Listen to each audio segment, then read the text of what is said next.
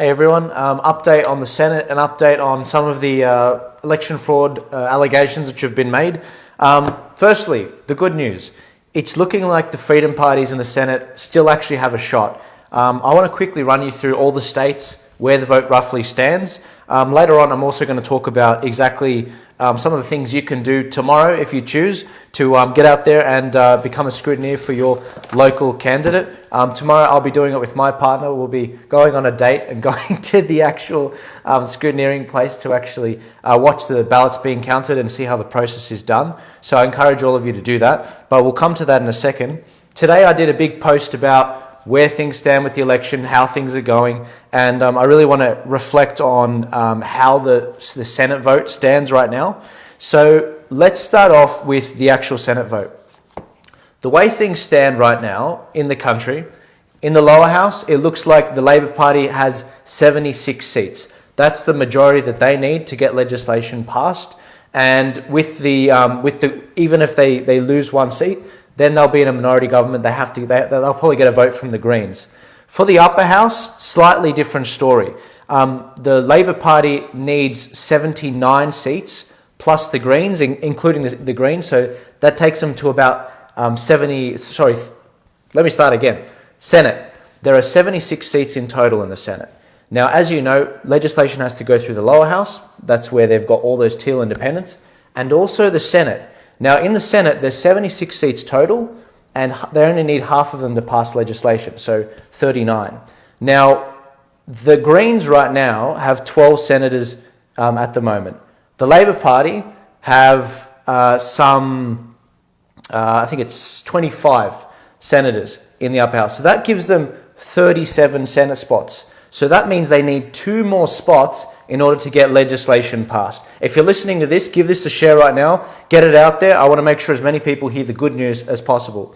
So the way it stands right now, the Labor Party and the Greens need 2 more Senate spots in order to get legislation passed. But they will not win the spots.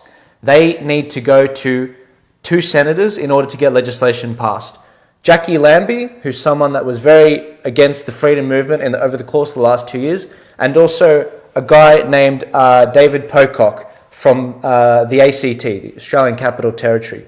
He's a Climate 200 candidate, so I don't think you can rely on him to hold the government back, but we'll see how he goes. He's a former Wallaby. So it's basically looking like the speed that the country moves will be depending on Jackie Lambie and how quickly she wants to move it. Now, you're probably wondering, well, Joel, where's the good news? Well, here's the good news. In the Senate, every single state still has a senator in play. So New South Wales, Victoria, Tasmania, WA, South Australia, and Queensland. The 6th Senate spot in each of those states, the Freedom parties might actually end up getting up, and I think they will get up. I was up very late last night going through the preferences and actually seeing exactly how the major parties preferenced it, and it was really interesting to see how in all the different states, especially Tasmania, there is a pathway to actually get there. Now, they're only about 45% of the vote counted, so we're still going to have to wait a little bit longer. Even after it's counted, we have to also wait for them to do the preference flows, so that'll take a bit of time. But firstly, I want to take you through all the states. So, where do the Freedom parties stand? So right now in New South Wales, the 6th Senate spot, they say it's likely going to Jammal. He's the guy that ended up taking Concetta Fierravanti-Wells' seat, the Conservative seat in the Liberal Party for the Senate, even though he said he wouldn't run again. It's looking like I don't see why Pauline Hanson's One Nation doesn't win that seat.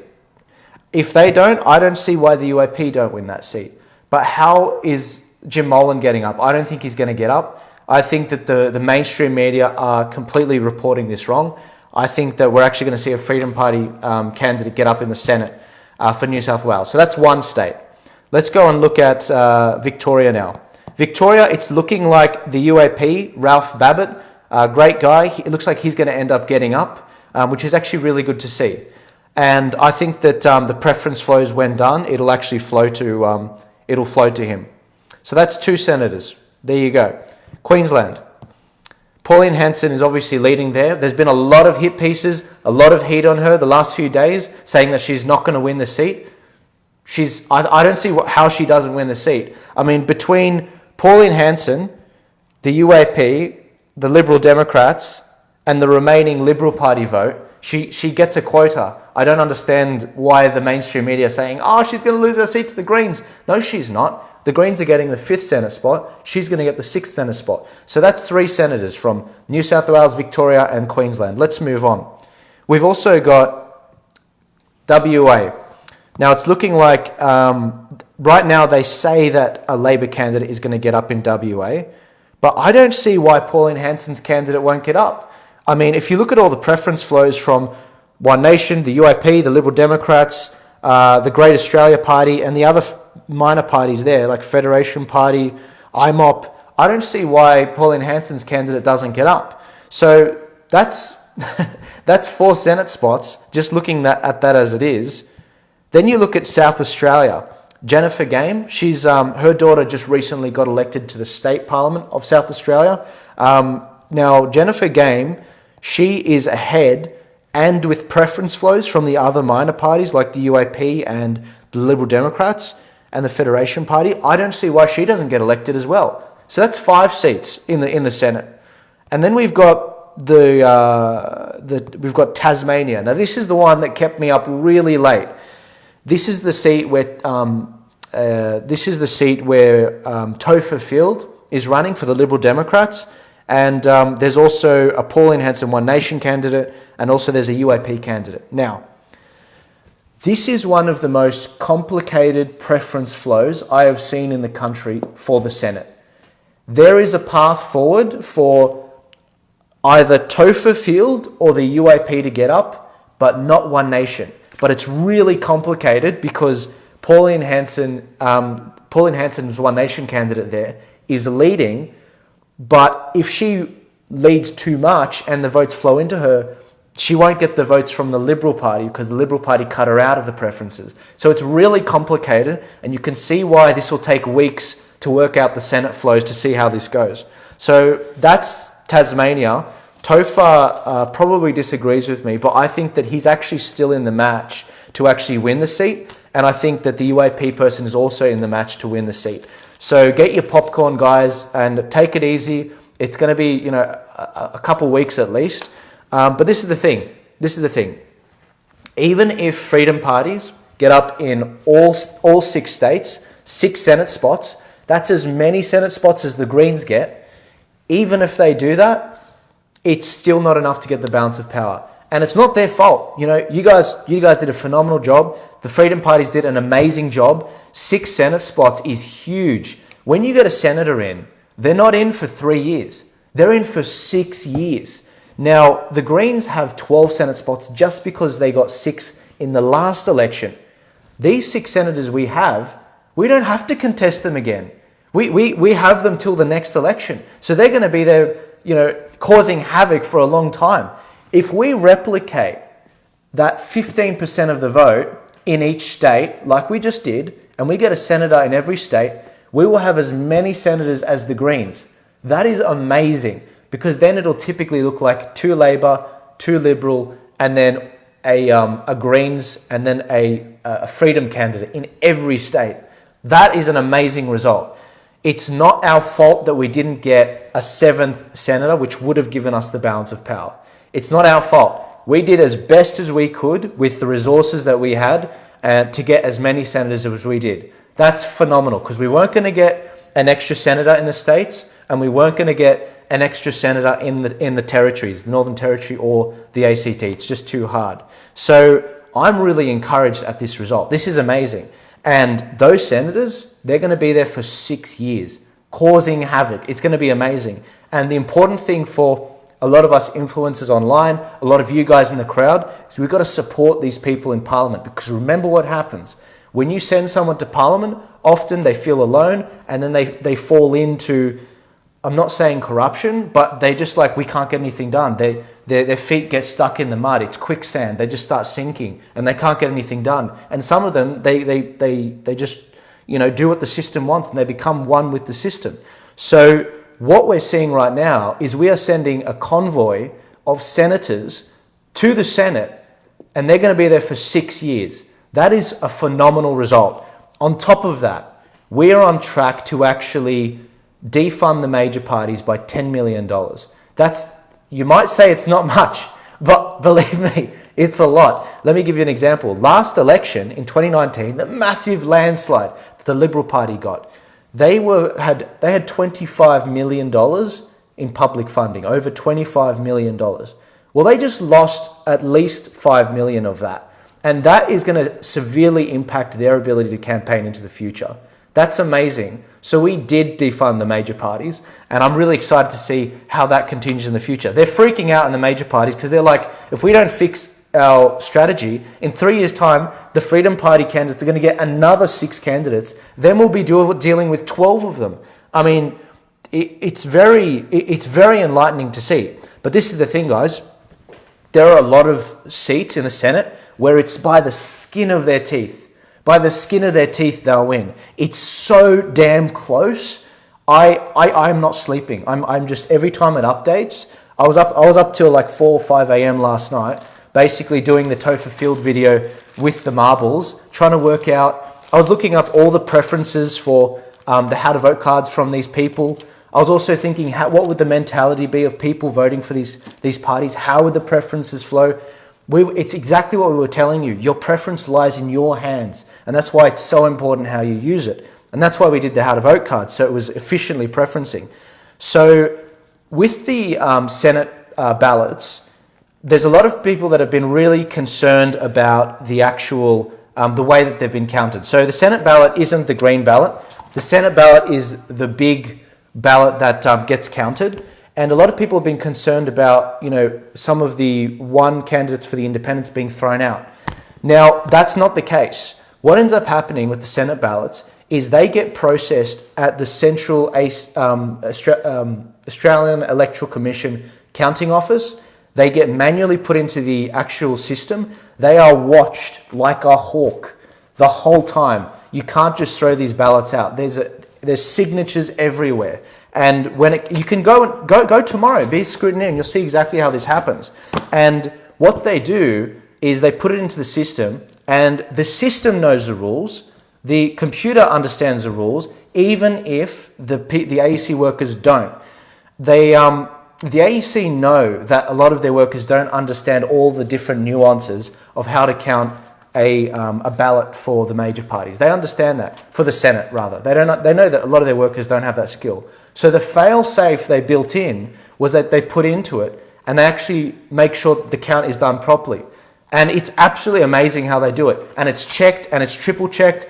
And everyone in the comments right now, I'm looking you dead in the eye, telling me that it's rigged. How about you go to the AEC Centre tomorrow, go actually do something, and represent your your candidate, and become a scrutineer to help them. They need your help. I'm going there tomorrow. I'm going to make sure that all the votes for Julian are done properly. My partner's going to go there tomorrow. She's going to look out for him as well, and some of the other Freedom candidates.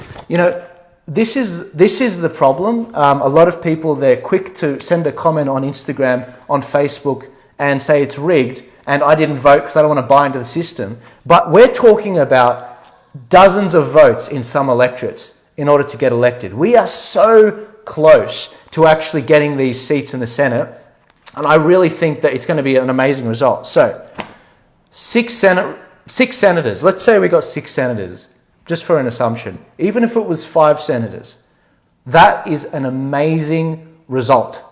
That is an amazing result. And by the way, to the guy saying Dominion voting systems, we don't have Dominion voting systems in this country. We don't use it. And this is coming from a guy that called out all the US electoral fraud in 2020. Go back and see my old videos from late 2020. I called all this stuff out. The mail-in ballots, everything. The Australian voting system is not the same. It's not the same. Go back and look at my commentary, okay? Now, when you see exactly what has happened, if we replicate this effort into the future, we are going to change the country. It is an amazing result, what we've done. And this is the thing. We've got state elections coming up. We've got state elections coming up for Victoria. It's make or break to get rid of Daniel Andrews. And I'm going to be providing every resource I can in November to make sure we do that. And that's not a guy from New South Wales doing that. That's me empowering Victorians to actually do that. My partner's Victorian. And it's kind of personal knowing that they fired rubber bullets at my partner. I want to make sure that you guys have every resource you need to make sure you get rid of that bastard. Now, when it comes to the New South Wales state election, similar situation. People have had a lot of experience from this federal election. A lot of candidates have learnt for the first time exactly what to do. And it's really good to see that we're growing because of it. And we're growing in the campaigning culture because of it. I think that the state elections are going to be more important than the federal. Why? Because the lockdowns, the mandates, the passports, they came from the states. They came from the states. They didn't come from the federal government. The federal government stood by and basically did nothing. Scott Morrison, as George Christensen said from One Nation, George Christensen said, when I was in government in the Nationals, he used to be with the government, we gave the states the tools to enforce a jab passport system. We used the My Health record online to actually do that.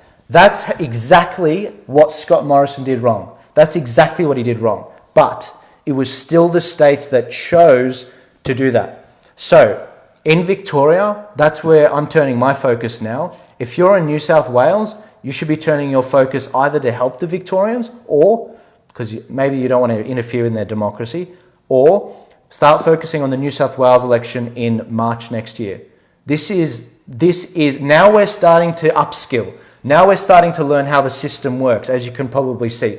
There was no way I was going to catch you guys up in the span of a year and a half so that we could reverse the filth that's been going back 50 years. There was no way that was going to happen. And that was the reality I was trying to make sure people understood. The gains we have made this election with 6 Senate spots is some of the quickest I've seen a movement do. I study history, I love it. It's amazing what's been done. The only other time I can compare it is the UK with Nigel Farage. In 6 weeks, he did a campaign and he ended up getting the majority of the seats for the European Parliament from the UK. That was amazing. He's a seasoned pro. He's been doing it for 25 years. I've only been looking at politics for 5 or 6 years. So what you guys have done, pat yourself on the back. This is amazing. And this is the thing, guys. You're probably thinking, Joel, 6 Senate spots, we should have captured the balance of power. And I'm like, guys, it depends on how the cards fall. If you could hold the balance of power with 2 senators, you could hold the balance of power with 11 senators. It all depends on how many Labor get and how many Liberal get and how big that chasm is. If we got one more senator, if we got a 7th senator by some miracle, or if the Liberal Party won 1 senator off the Greens or the Labor Party, then we would have the balance of power outright done. All done. We would have it. And we would be able to stop any filth that came from the lower house. But we just didn't. That's just how the cards fell. But, you know, I'm a guy of faith. I think that things happen for a reason. And I've only seen people grow out of this. There's 700 people listening live right now. If you all give it a share like you did last night, this will reach well over 20,000 people. I saw it last night and people really appreciated the message of hope. This is exactly what we need to do. What you guys have been doing has been absolutely phenomenal. I'm looking forward to working with all of the channels in Victoria. We've got to help our brothers and sisters in Victoria. It's their make or break. We could afford to stuff up the federal election, but we can't afford to stuff up the state election in Victoria. It's literally their make or break down there, and I don't want to see Daniel Andrews return. I don't. Let's look at one last thing. Now, a lot of people have been making the point that they're really worried about the count. Again, go and become a scrutineer tomorrow. Go find your local candidate, get in contact with them, say, hey, I know the vote's still going on. I want to become a scrutineer for you. I want to watch your vote count. And go and do it. Go and do it. There's nothing to stop you. Before you comment and say it's rigged, get out there, grab a scrutineer form, get it signed by your local candidate, and go in there and do it. You can do it right now. There's nothing stopping you. So everyone that comments that it's rigged, I will be replying to you and I will be saying, go become a scrutineer and watch the count. Watch how it's done. This is not the US system. And this is a warning. If you think that the election is rigged and you live in an alternate reality where you think it's rigged and there's nothing you can do, that's when the bad guys win. Evil succeeds when good men do nothing, good men and women. And that's where we are right now. So let's move forward. Let's see exactly what we can achieve. And I can't wait to keep giving you updates on the Senate vote. Remember, I'm going to try and not check in every day with the live, but the Senate vote's going to take a little bit of time. Even once they complete 100% counting of the cards, they still have to do the allocation and see how all the preferences flow. Because each person has a very complicated white Senate ballot. It takes some time to manually put that in. So I will see you guys all later. Give it a last share, get it out there. Click the link in my description. Subscribe to my emails, because at any time I could be censored. I need your emails so that I can actually be basically censorship proof. They can't take me off that. I mean it, guys. I really need your emails in order to get out of this censorship bubble, because they can get me off everything. Don't worry, I won't abuse it. I won't be sharing it with people. I won't be sending you spam. It'll only be the essential stuff. I'll see you all later. You're absolute legends. And remember, this has been a huge success with 6 Senate spots. We've defunded the major parties, and we've also reduced a lot of the margins across the country. We've done a phenomenal job. It's just about how the chips have fallen. Forget about the lower house. We were never going to form government in the lower house. There's no surprises there. But I hope you guys all have a good night. Keep your chins up, and we've got plenty of work to do. And Victorians, I'll see you soon.